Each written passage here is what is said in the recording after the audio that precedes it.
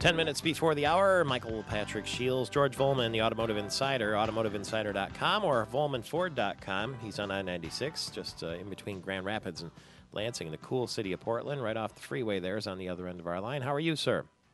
Hey, I'm doing great, Michael. How are you? Good. I'm looking at a story here from the Free Press business writer, Brett Snavely, who talks about the fact that 3 years after Ford launched the boxy, he calls it polarizing Ford Flex crossover during one of the worst auto markets in history, experts are saying it might get one redesigned to show itself it can prove it's that it can make some money for Ford, or it might be history. What's going to happen to the Flex? Well, at this point, Ford is only building to, basically just under the market, so there's a short supply of them. We've been sold out now for two months. So I can't get them. So, yeah. Either the car's red hot or they're just not building them. So you either love it or hate it, I guess, huh? Well, and, when I was at a couple years ago when we did the auto show down at Cobo, I asked the marketing people from Ford, and they said that 70% of the people looked at that car and they said they loved the way it was designed. So their marketing said it was going to be a hit. Unfortunately, sometimes, especially in the Midwest, people have a hard time getting used to something, then when they get used to it, they line up to buy it. And I think that's what's going to happen with the Flex. It's a great car. It's one of the best cars they build. But the Explorer is going to turn all the heads, right? The new version that we've been waiting for? Yeah, it's going to turn heads. But you know what? It seems like everything they're building right now is turning heads. Whether you're talking about the Fiesta or, obviously the Flex, the new Taurus was just an absolute runaway hit, and so on and so forth. So I think everything they're coming out with now are fantastic. And I was just looking at the 2012 Focus. That's going to be unbelievable, too. Good problem to have. I also see here now this from the Detroit News that the Ford Motor Company has been issuing $50 gift cards as a thank you to buyers who had to wait more than a month for their new Fiesta. Apparently there was some sort of shipping problems.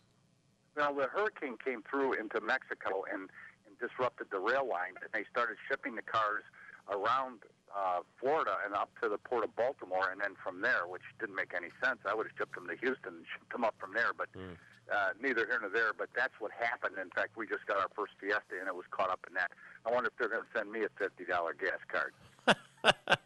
The way you drive, I know you save gas anyway. You're always looking at that little monitor. What can you get miles per gallon? We're doing our best. Thank you very much. It's Vollman Ford or the automotiveinsider.com where you can find George Vollman at 7 minutes before the hour. State Representative Chuck Moss, the Republican from Birmingham. How are you? I'm good. Good to be here. I had a chat yesterday. I'm not sure the audio is available or not with Rick Snyder, and we talked a little bit about the fact that there are some people who think there'd be a big learning curve for him, that you're going to have lots of new members in the House of Representatives and in the state Senate, and that without legislative experience, how is he going to be able to marshal all those people together and get things going? And essentially, he sort of said, well, the legislators are fine people, but the culture is broken. Well, I'll take the compliment. I don't know that the. What about the other side? Yeah, I don't know about the culture, whether culture is broken or not. I will say that the leadership is broken. Certainly in the governor's office, we should have gotten our budget done in May. We've had a budget hole that we knew about in May. The governor has evidently been, I don't know where she's been. But the bottom line is we haven't had leadership from the governor's office, and the House leadership. I understand that the Speaker of the House is running for governor himself, but I think it's more a question of the leadership. The leadership's been broken. Mr. Snyder has experience in one area of life, and he's been very successful at it. But guys like that can often go into a completely different endeavor if they surround themselves with people who do understand how Lansing works. I don't know. He's got a fairly detailed set of plans. And I've looked at them. Actually, I've made them in a little briefing book, and I've read them. I've found the things which are comparable to the things that we in the House Republican Caucus, have already brought out. And there's a lot of similarity already.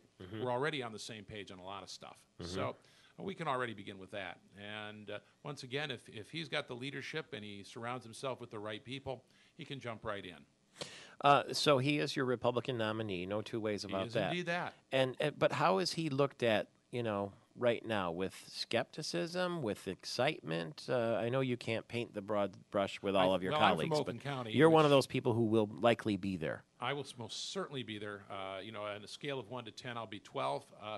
And even if you were tempted to sit on your hands, Verge Bananas, Verge Bonero, the mayor of Lansing, is definitely should make anyone take pause.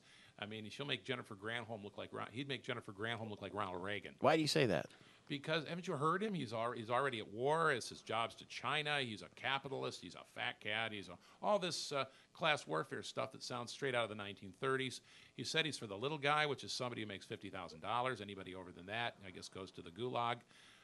This is the last thing we need to have in Michigan right now is Hugo Chavez with a haircut. Who will lead, really, though? The returning legislators like yourself or would-be Governor Snyder? Well, it would be the governor. The governor's position is very strong. We've seen in the last 8 years what happens when you have a governor who doesn't lead. It can't be done from the House or the Senate. It has to be done from the governor's office. Oh, he'll lead. He will. We'll do our best. We'll do our best to run interference. Okay, there you go. That's an interesting way to look at it. Maybe these new guys will just say they don't want old guys like us around. There's going to be enough of them. State Representative Chuck Moss, Republican from Oakland County. Television viewers, thanks for being with us. Radio listeners, stay right there. There's another hour of this on your radio dial and online at MichiganTalkNetwork.com. I'm Michael Patrick Shields. Adios and via con Dios.